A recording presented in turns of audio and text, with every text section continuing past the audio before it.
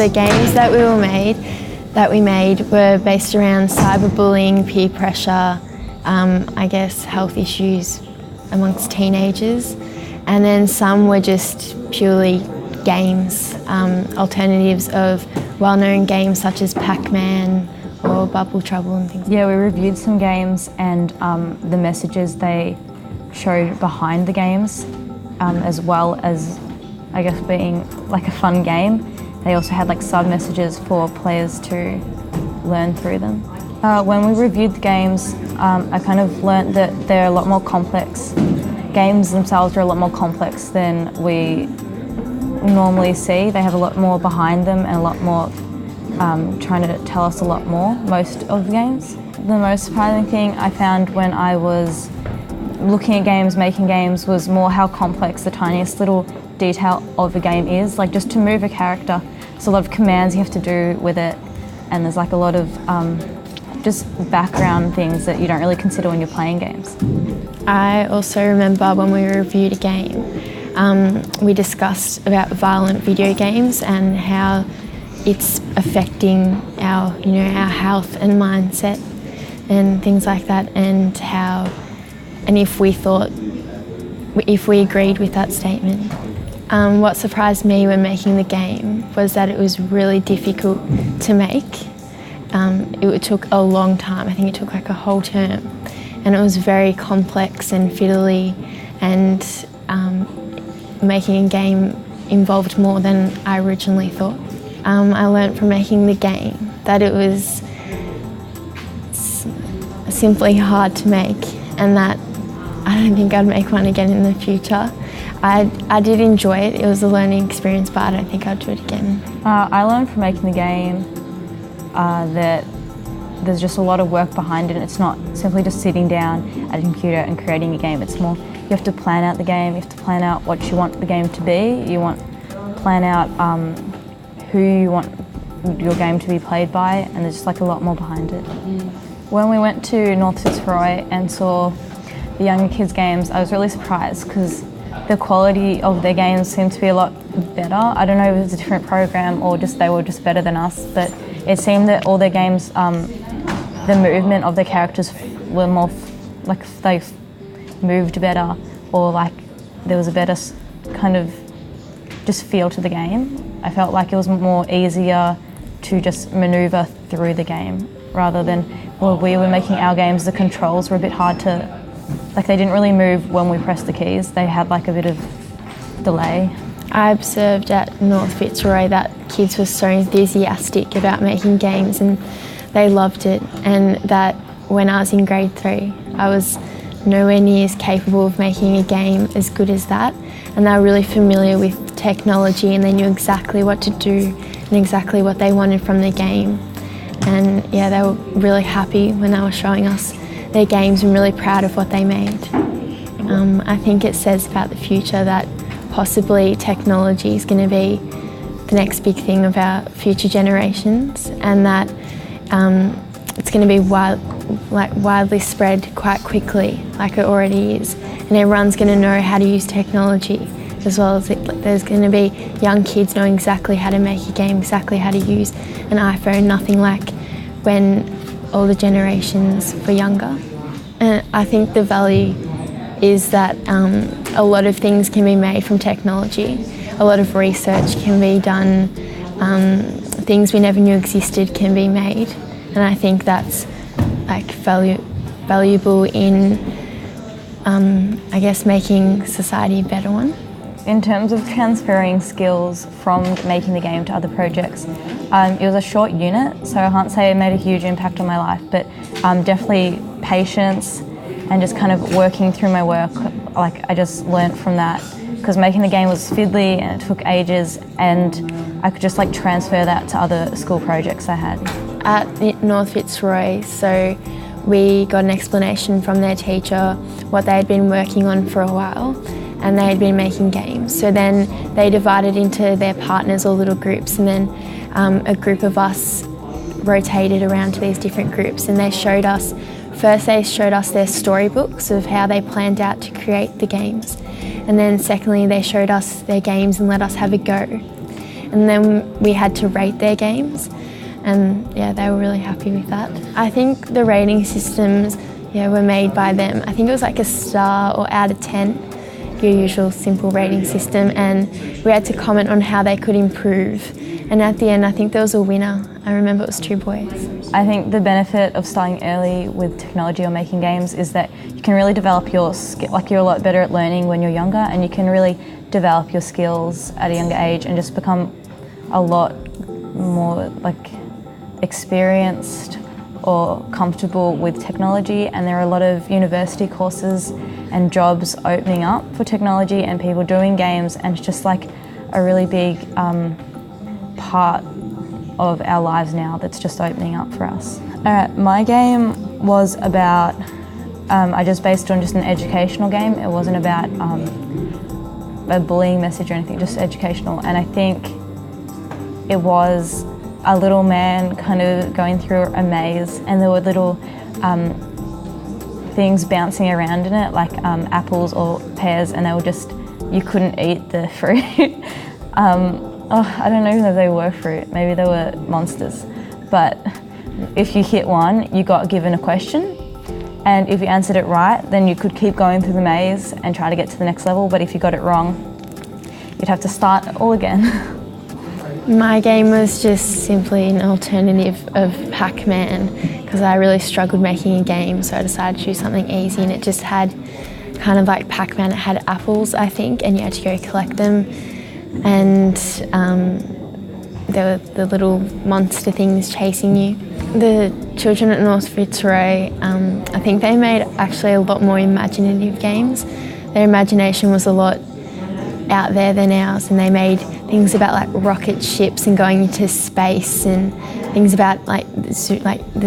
Like they made very, I guess, creative games. Yeah, creative. Yeah, I think it was more because we had a message to send behind our games. We were just thinking about the message, whereas they had no restrictions. They could just imagine whatever they wanted, and that's what they created.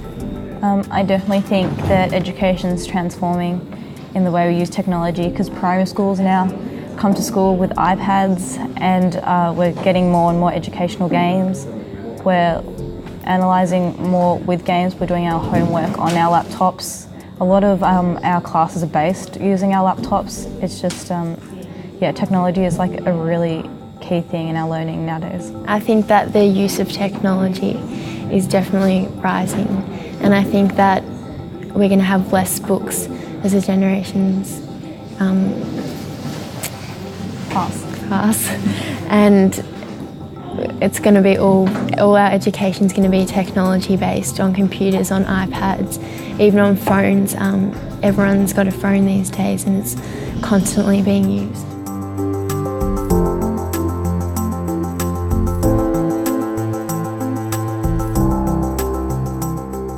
And I got involved in the project through my Year 10 media class. So I picked that as an elective, and one of the projects was through this Deakin project, and we had to either design a game or interview people or make a movie about games and their opinions on games, and then present it to the class. I'm from Kew High School as well, and I also did Year 10 media, where we had to do a storyboard for a game. So we didn't actually make it, but we did like all the ideas behind it and what we wanted through the levels and all that sort of stuff. So what I did in my project was I interviewed, I think, 3 of my teachers I tried to get different ages and different, so I got 2 male and 1 female. I interviewed my little brother, who was in Year 6 at the time, and then I interviewed a person in a couple of years above me and a person a couple of years below, and 1 person in my year level as well. And then, so I got a diverse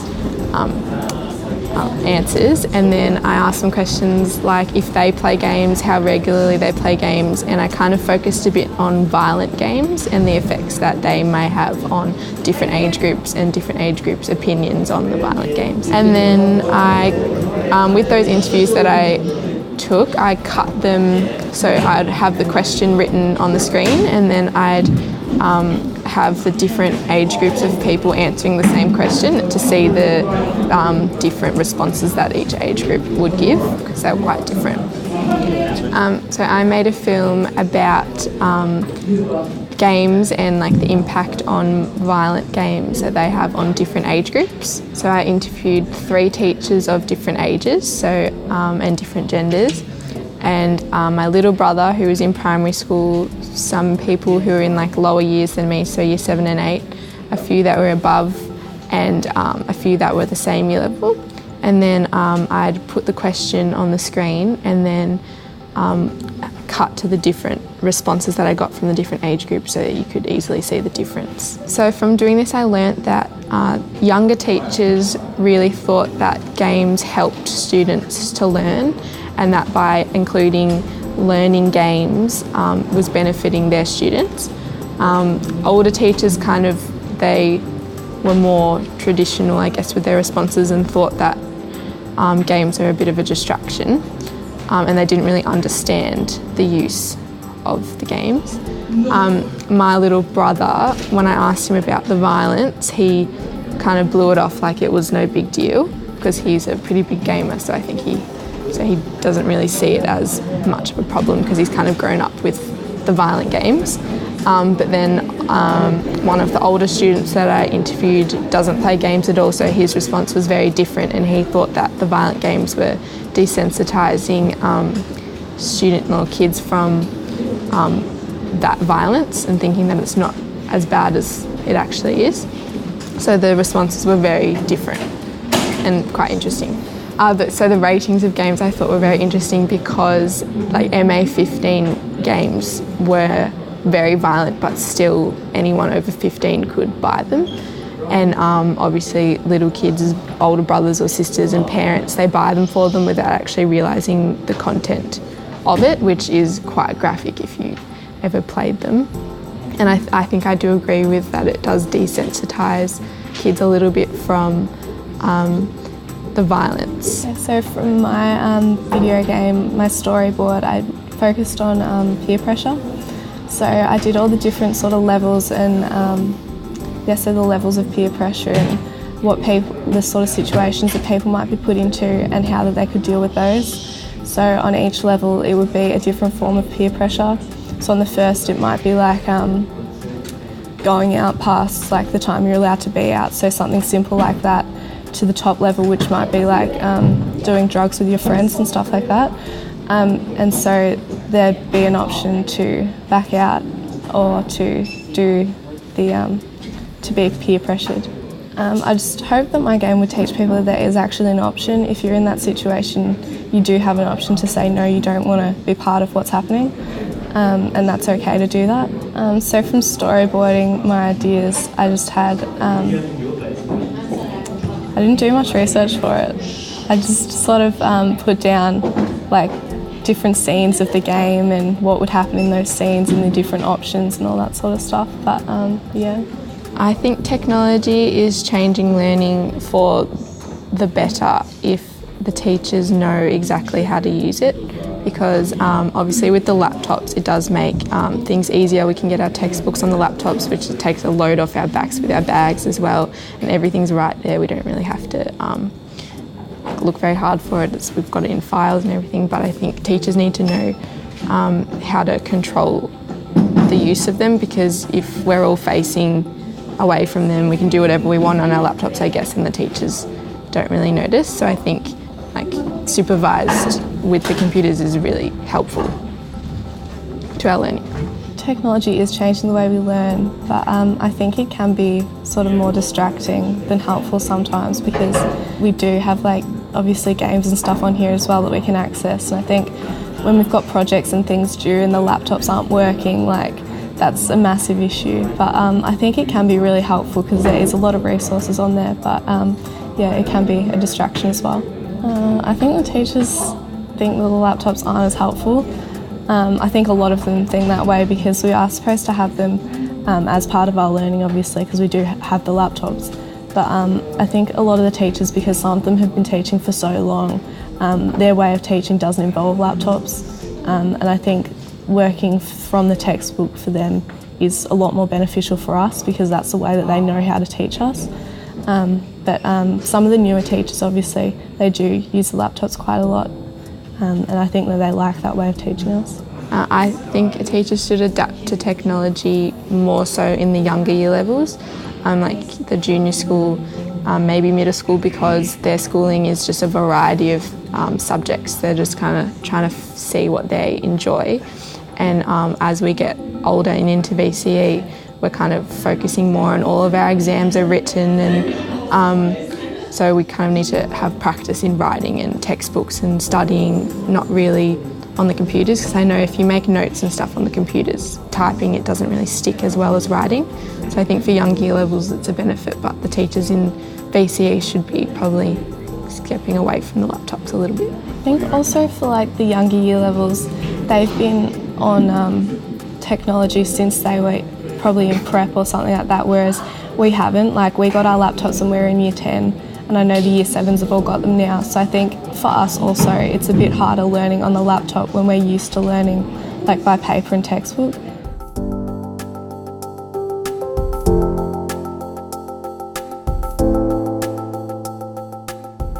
Last year our teacher, Mr. Freddy, just said that as one of our projects for the subject media, we had to do something for a serious game, make a plan for a game. So me and Vulcan worked together and made a serious game about whaling. We came up with the idea of doing about whaling. I can't remember how, we just decided to do about that. And we just slowly talked about it and talked about what it should be and how it should show all aspects of the industry and the numbers of what's happening, how it's being affected. It was more of like we were concentrating more on Japan and how they do a lot of whaling. So we wanted to show to kids how whaling impacts their survivability and how much like whaling happens each year. We had plans for like in different levels to show the statistics about how many whales are killed per year, per month, and how endangered some of the whale species are, and also like how much money the companies earn from doing it. Like, is it a profitable business? And try and show all aspects of the industry. With all the aspects, we want to show the businessmen, the whalers, and the whales, how they, interact with each other, what happens, what process go on through this business. And then we just expanded on that and found facts and how many whales are killed each year, how much money is made. Just like how many whales of certain species are left and the more endangered ones, and how they really need to be kept in the numbers they are so they don't go extinct. Yeah, I was surprised as well, with we're trying to, the UN and other countries are trying to do something about it, trying to stop Japan from doing it, but they still continue doing it, in Antarctic regions around Japan as well. And they're making incredible amounts of money with whaling. The fake scientific research they claim to be doing. I think we were going to put in one part of the game, we were going to say how there's other ways to do scientific research about whales, and how Australian scientists have shown that you don't have to kill the whale to research it. You can research the things they claim that they're researching without killing the whale. With the scientific research, you can tag whales, count numbers, count their age, but there isn't much else you can do without killing them. The last level of the game was going to be from the whale's point of view, and the idea was try and show how it can be a traumatizing experience for the animals, being hunted down, so you'd have to avoid the harpoons and try and survive. Because we designed the game around this will be a game for kids to understand the concept better, so we tried to make it in an understandable way how it's a bad thing. All animals feel pain, so we wanted to show that as well to the kids, not just only humans feel pain and other things are just objects that don't feel pain. So that was really a main aspect of it. We didn't really do a lot of stuff on making games or the gaming industry. We just tried to, we were a bit rushed at the end of the term with all other subjects, so we just tried to make the plan for the game and get that done. So yeah, we just did a design of what things look like and just the idea of how the game was going to be played. So unfortunately, we didn't get to research the industry itself. Me and Lucas, we both knew about games and how they're made, so we didn't really need to do much research about it because we had pre-knowledge about the gaming industry, so we knew what we were doing when producing it, I guess. Before we were given our laptops, we used to borrow, if the teacher thought we needed laptops, we used to borrow it from the library, and this would take a lot of time, so it's a lot more efficient that they give us laptops. And also I think we are heading towards a more technological education, because laptop, you've got access to the internet, access to programs. Like for media class, for example, they give us Photoshop on these computers, so we can just do lots of stuff with that. And it gives us more opportunities to do stuff we couldn't do before. We were using Photoshop a lot after with photograph stuff, so that really helped having the laptops there. And with, Adobe filmmaking software, and we could easily make the films that we wanted with all the programs.